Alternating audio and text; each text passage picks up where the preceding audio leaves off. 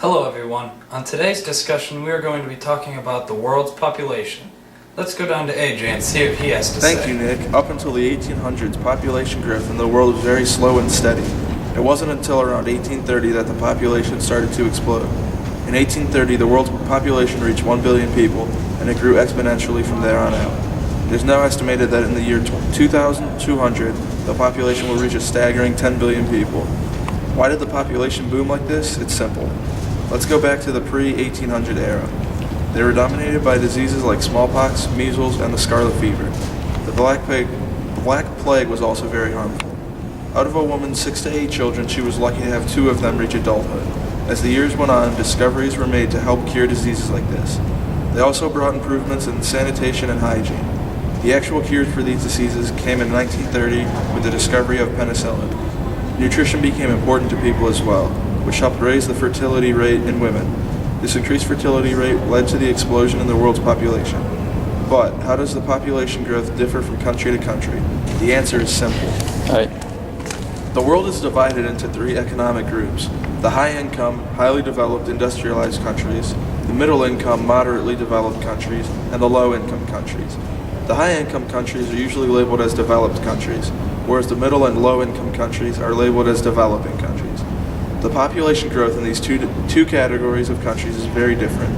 The population rate for the developed countries is increasing at about 0.1% each year. The growth rate for the developing countries is increasing at 1.7% each year. 99% of the world population growth is occurring in the developing countries. But why is this so? The major determining factor for population growth is total fertility rate. This rate has decreased to 1.5. This is saying that the average woman has 1.5 kids, not even at the replacement level for fertility. However, in developing countries, women average 3.2 kids, with some countries as high as 6 or more. This will cause the population to increase much more rapidly. As you can see, the population in developed countries grows much more slowly than the population in developing countries. This does have an impact on the environment. Both growing populations and increasing affluence, which is the abundance of wealth, have numerous environmental and social implications for the whole world. In developing countries, they still rely on agriculture for most of their food, but as the population rapidly grows, they need to find new ways to support themselves. One way is to subdivide farms among the children of the next generation, or intensify cultivation of the existing land to increase production.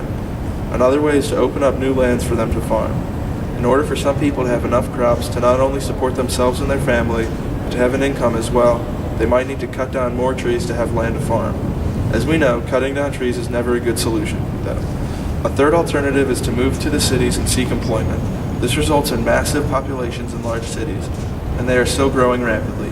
However, opportunities in many cities have not expanded fast enough to handle the influx of population. This leads to many people being forced to live in slums that don't provide adequate water and sewers, much less other services. Then, if they can't find employment, they must find a way to make money for food so they can turn to illicit activities. These activities include dealing drugs and poaching. These are highly illegal but do help support the families. A final alternative is immigration. If there are no opportunities in your country, one may have no other choice but to leave their country, legally or illegally, in search of a place with more opportunity. But let's look at increasing affluence and its effects now. The positives include less pollution and better agriculture due to increasing technology, and thereby improving our environment. Let's see how this affects the dynamics of population. Considering population growth, we consider more than just the increase in numbers, but also how the number of births ultimately affect the entire population over the lifetimes of the individuals. Let's start out by looking at population profiles. In 1990 and 2000, the number of young and middle-aged males and females are very similar.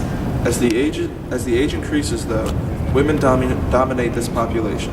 It is projected that in 2050 there will be more males than females in the young to middle-aged group, but females will still control the ages of 60 plus. These profiles are used in estimating populations for future years. When looking at the population profiles of developing countries, you see a pyramidal shape due to higher past fertility rates. However, since the fertility rate of developed countries is much lower, the shape you see is more like a column. So with this, you can predict that the population of developing countries is going to increase, because when you add a large bar to the bottom and take a small bar away from the top, then the population will grow. The population of developed countries will remain generally stable because what you are replacing is about the same size as what you are replacing with. Back to you, Nick. Thank you for that brilliant insight, AJ. What's that? Brian, you have something to add? Why do the women in poor countries have so many kids? Why don't they just have less?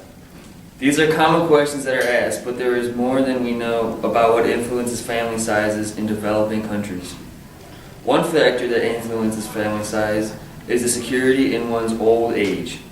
When one gets old, they are usually cared for by their children, so the more kids, the better chance one of them will take care of them. Another factor is high infant mortality rate in these countries. Many babies don't make it to adulthood because of the awful conditions. Women also desire more children to help with all the chores. Women are usually stuck doing all the work around the homes, and children are there to help. Something that limits the number of children, however, is the importance of education. With schooling becoming a requirement, kids go from economic assets to economic liabilities. The absence of development in what we call developing countries is a considerable problem. Sometimes people need help with this development.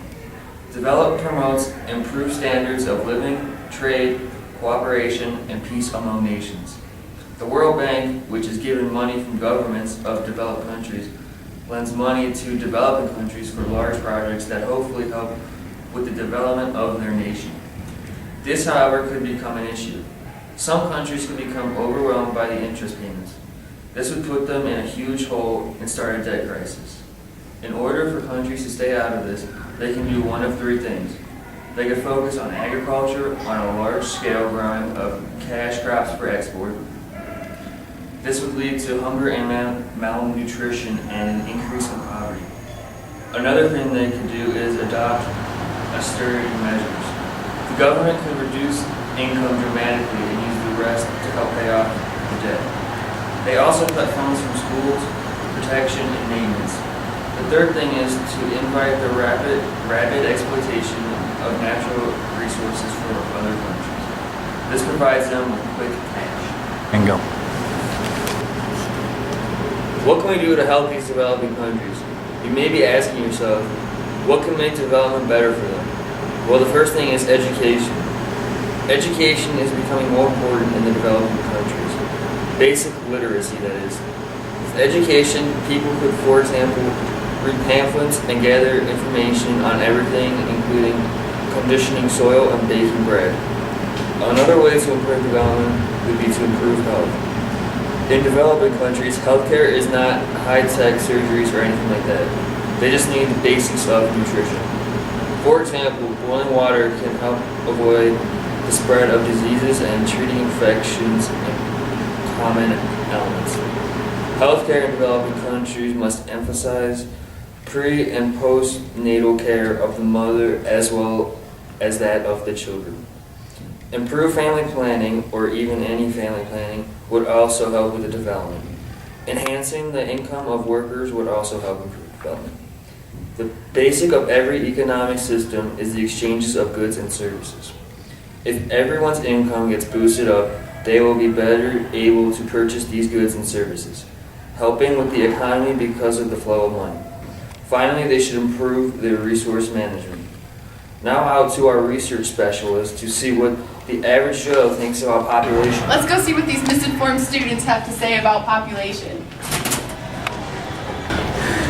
Do you think our population is out of control? To my knowledge, no. Sadie, do you think our population is out of control? No.